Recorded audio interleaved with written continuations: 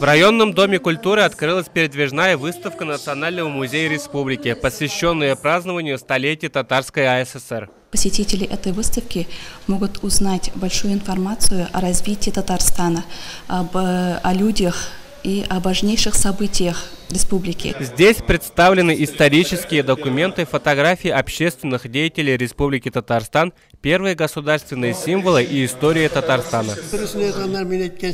Очень содержательная и интересная выставка. Представленные экспозиции с одной стороны демонстрируют исторические события прошлых лет, с другой — настоящее время. Дает возможность наглядно сравнить о том, как было и как стало. Для каждого жителя нашей республики важно знать вообще, с чего берет начало нашей республики, ее история, потому что вот без прошлого нет будущего.